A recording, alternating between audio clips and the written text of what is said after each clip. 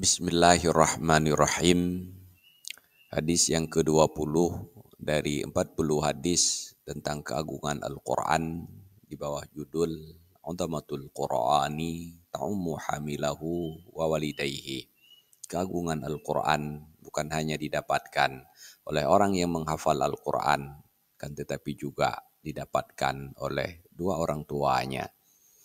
Dalam sebuah hadis yang diriwayatkan dari Buraidah bin Hasib radhiyallahu an, beliau berkata, telah bersabdalah Rasulullah sallallahu alaihi wasallam, sesungguhnya Al-Quran akan menemui sahibnya nanti di yaumil qiyamah ketika terbelahlah kuburannya seperti laki-laki yang pucat. Maka Al-Quran berkata baginya, adakah engkau mengenal siapa aku ini? Ia menjawab, saya tidak mengenal engkau. Lalu Al-Quran memperkenalkan dirinya. Saya ini adalah sahabat kamu, yaitu Al-Quran, yang ketika di dunia dulu saya menyebabkan engkau haus di waktu siang dan bergadang di waktu malam. Dan sesungguhnya semua pedagang itu berada di balik dagangannya, dan engkau pada hari ini berada di belakang semua dagangan.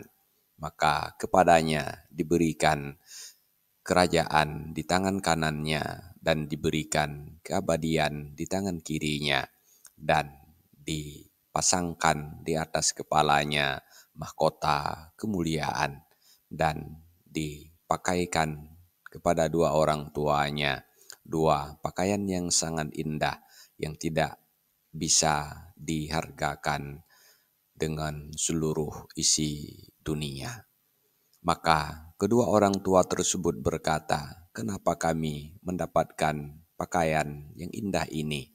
Maka dikatakan sebabnya adalah karena anakmu menghafal Al-Quran ketika di dunia dahulu. Tumma yuqalu lahu, kemudian dikatakan kepada ahlul Quran tersebut, Iqra' was'an fi darajil jannati wa ghurafiha. Silakan kamu membaca dan naiklah ke atas tingkatan-tingkatan surga dan ruang-ruangnya. Fahuwa fi su'udim madama yaqra'. Dia senantiasa naik ke tingkat semakin tinggi selama ia membaca Al-Quran. Hazzan kana au tartilan. Baik dibaca secara cepat atau dibaca secara tartil. Wallahu a'lam bishawab.